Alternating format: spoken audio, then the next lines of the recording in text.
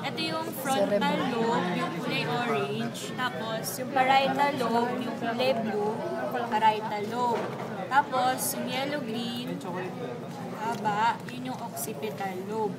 Tapos, yung temporal lobe, yung kulay yellow. Fissures. Yung nagdi-divide sa left tsaka right hemisphere, yung longitudinal fissure. Ito. Tapos, yung nagdi-divide sa frontal tsaka parietal lobe, yung central fissure. Ito yung central fissure. Tapos,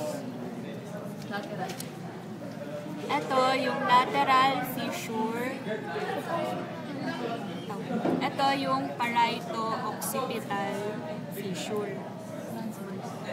Yung transverse, di ba may ganun yung cerebellum? Nasa yung cerebellum.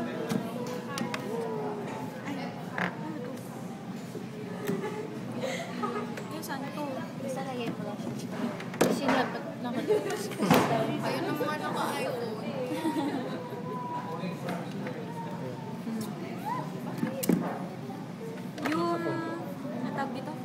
Itong tawag dito, transverse fissure.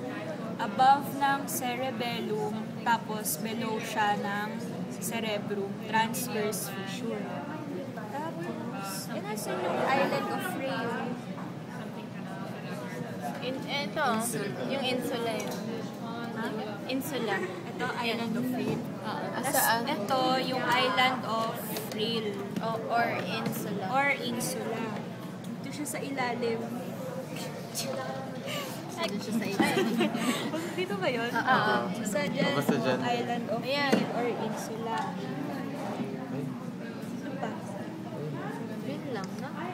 So may mga ano na, so may mga matter. Oo, ano yung matter? Ano yung basal mo? Ano yun, di ba yun yung gray matter? Ano ito yung gray matter? Still upload ka na naman. Basta sa may loob ng something. Di ba kita yung basal? You're doing it for us. Gangoy. Asan yung mga matter? Major. Makikita yun.